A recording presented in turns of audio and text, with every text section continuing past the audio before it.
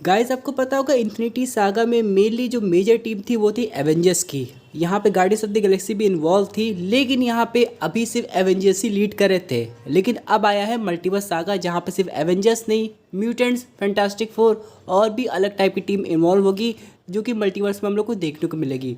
उसी तरह यहाँ पे बात करें सीक्रेट वॉर्स की, जो कि डूम्सडे के बाद आने वाली है, वहाँ पे कुछ 2-3 मेजर अपडेट आए हैं, तो आज हम लोग उसको समझने वाले हैं। जिसमें सबसे पहली चीज़ ये है कि यहाँ पे मार्वल कंसीडर कर रहा है कैंग को वापस लाने के लिए। अब मैं यहाँ पे जोनाथन मेजर्स की बात नहीं कर रहा हूँ, वो ऑफिशियली फायर्ड हो चुके हैं, लेकिन मार्वल को लग रहा है कि आगे जाके कैंग की कहीं ना कहीं हम लोग को ज़रूरत पड़ सकती है। लेकिन वो समय डूम्स डायनेस्टी का नहीं होगा, बल्कि किसी और समय का होगा, यानी कि सीक्रेट वॉर्स। उसके बाद जो मार्वल अपना एक सॉफ्ट रिबूट करने वाला है, वहाँ तक भी कैंग की ज़रूरत पड़ेगी। जैसा कि पहले भी क्लियर हो चुका है कि रॉबर्ट डाउनी जूनियर का जो कॉन्ट्रैक्ट है वो डूम्सडे और सीक्रेट वॉर्स तक है। उसके बाद आगे जाके अगर मार्वल डॉक्टर डूम को री इंट्रोड्यूस करता है तो मार्वल फिर से एक नई कास्टिंग करने वाला है।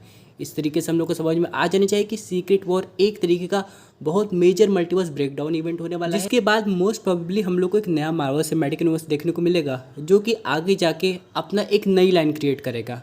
वैसे तो कहा तो जाता है कि मल्टीवर्स सागा के खत्म होने के बाद इटर्निटी सागा शुरू हो जाएगा, जहाँ पे हम लोग को कॉस्मिक बीइंग जैसे कि इटर्निटी और डेथ देखने को मिलेंगे।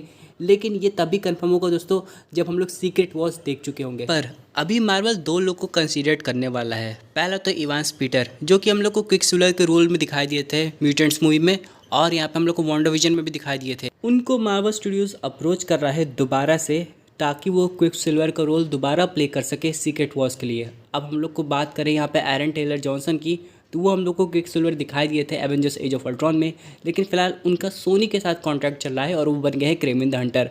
तो टेक्निकली देखा जाए तो हम लोग को एक नया क्विकसिल्वर देखने को नहीं मिल रहा, बल्कि वो पुराने वाले हैं। लेकिन उनका जो स्लो मोशन में एक्शन होता है वो भाई कमाल का होता है। अगर आप लोग ने उनके स्लो मोशन सीन देखे होंगे तो आप लोग को पता होगा कि अगर सीक्रेट वॉर में हम लोग को एक 3-4 मिनट का लंबा स्लो मोशन सीन देखने को मिला, तब कितना ज़्यादा मज़ा आने वाला है। और दूसरी चीज़, मार्वल जैसे कि यहाँ पे कहा गया था कि म्यूटेंट्स को भी कंसीडर करने वाला है, तो मार्वल यहाँ पे इन शबानूर को ज़रूर लाएगा, जो कि हम लोग को आगे जाके एवेंजर्स सीक्रेट वॉर्स में देखने को मिलेगा। प्लस आगे जाके जो म्यूटेंट्स मूवी आएगी सोलो टाइप की, उसमें भी वो एग्जिस्ट करेगा। जिसका सीधा मतलब ये है दोस्तों कि आगे जाके मार्वल म्यूटेंट्स के लिए ज़्यादा दरवाजे खोलने वाला है। हालांकि एवेंजर्स भी रहेंगे, लेकिन एक तरीके से वो भी रिकास्ट होंगे, क्योंकि जो म्यूटेंट्स अभी आ रहे हैं वो तो रिकास्ट होकर ही आएंगे। लेकिन सबसे बड़ा सवाल ये है कि अब इन शबानूर यानी कि अपोकलिप्स का रोल कौन प्ले करने वाला है, क्योंकि कुछ महीने पहले एक रिपोर्ट्स आई थी जहाँ पे ये कहा गया था कि द रॉक इसका रोल प्ले करेंगे और वो मार्वल के साथ 3 से 4 साल का कॉन्ट्रैक्ट करने वाले हैं, यानी कि वो काफ़ी लंबे समय तक ये विलन का रोल निभाएंगे। लेकिन फिलहाल बात करें ऑफिशियल मार्वल स्टेटमेंट की, तो ये अभी तक नहीं आया है, क्योंकि ये खबर आई थी 2-3 महीने पहले, उसके बाद फिर से रीसरफेस हुई है। इसका कहीं ना कहीं मतलब ये है कि मार्वल सही में इस पर वर्क कर रहा है और maybe next comic con 2025 में इसको अनाउंस कर देगा टिपिकली। अब यहाँ पे हम लोग बात करते हैं कि आखिरकार सीक्रेट वॉर्स में और क्या पॉसिबिलिटी बनती है। तो जैसा कि आपको पता था कि ह्यू जैकमैन को वुल्वरीन, टोबी मैguire, स्पाइडरमैन ये सब आ रहे हैं, लेकिन अभी तक मार्वल आयरन मैन को लेके अनश्योर है। क्या Robert Downey junior iron man का भी रोल प्ले करने वाले हैं?